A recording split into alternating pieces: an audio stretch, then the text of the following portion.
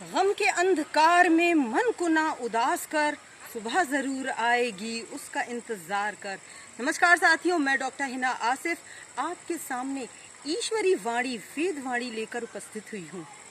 यजुर्वेद के 30वें अध्याय का तीसरा मंत्र विश्व कल्याण की कामना करता है। ओम विश्वानि देव सवित दुरितानि परा सुवा यद भद्रम तन्ना सुवा। ये प्रार्थना है। ये प्रार्थना उस निर्गुण निराकार निर्विकार परमपिता परमात्मा से है। ये प्रार्थना उस अल्लाह से है। ये प्रार्थना उस स्पिरिचुअल पावर से, ऊर्जा से है। ये प्रार्थना विश्व कल्याण की कामना करता है कि हे सकल जगत के पालनहार परमपिता परमात्मा, इस संसार के विश्वानि देव सवित दुरितानि, इस संसार के जो समस्त दुरित हैं, दुरितों को, दुरित यानी दुर्गुणों को, दुर्विकारों को, दुर्व्यसनों को, रोगों को, दुखों को, बुराई को, इन सबको हमसे दूर कर दीजिए। यद भद्रम तन्ना सुवा, यानी जो हमारे लिए भद्र हैं, भद्र यानी जो हमारे लिए गुण कर्म है, कल्याणमय गुण कर्म है, वो हमें प्राप्त करा दीजिए।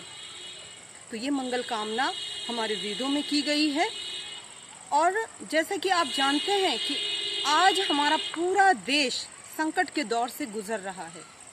कोविड-19 इसने आज पूरे देश में क्या पूरे विश्व में अपना विकराल रूप धारण कर रखा है।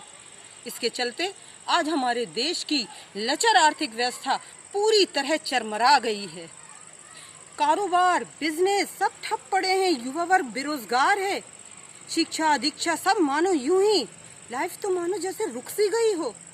यहाँ तक कि जो व्यक्ति सामर्थ्य की कमी होती है, जो दुख को, संकटों को झेलने में असमर्थ हो जाते हैं, वो अवसाद से ग्रसित हो रहे हैं, यानी डिप्रेशन का शिकार हो रहे हैं। और इसके चलते आत्महत्याओं के आंकड़ों में भी इजाफा हो रहा है। साथियों, ये वक्त है धैर्य से काम करने का। ये वक्त है साहस जुटाने का। ये वक्त है अपने सामर्थ्य को पहचानने का, क्योंकि ये वक्त गुजर जाएगा। सुख दुख ये सब जीवन के पहलू हैं, एक दूसरे के पूरक हैं। इनका आवागमन सदैव चलता रहेगा। इसलिए इनसे घबराने की बात नहीं है, इनको समझने की प्रयास करना चाहिए।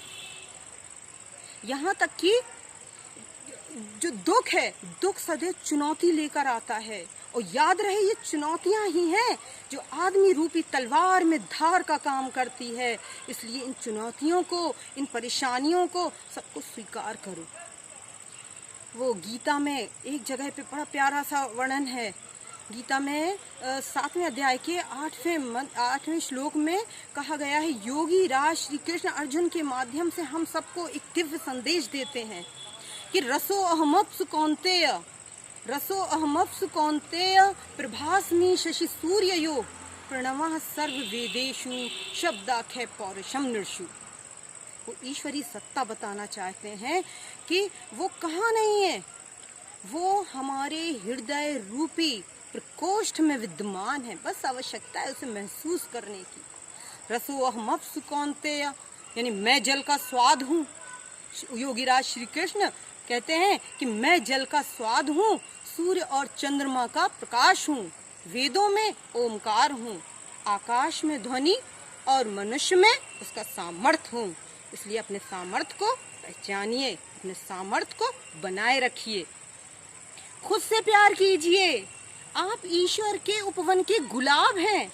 अपने आप पर विश्वास कीजिए, एक दूसरे का सहयोग कीजिए, सोशल डिस्टेंस बनाए रखिए, किंतु हृदय अपने जोड़ कर रखिए।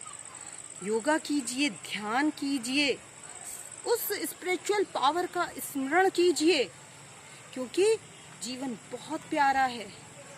क्योंकि अपनी एक एक श्वास का धन्यवाद कीजिए। जीवन बहुत प्यारा है और बहुत छोटा है।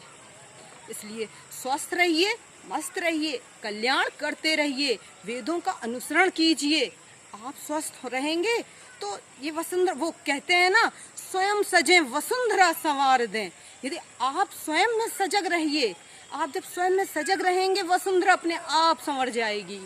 इसलिए एक बार फिर स्वस्थ रहिए, मस्त रहिए, कल्याण करते रहिए और नए भारत का निर्माण कीजिए।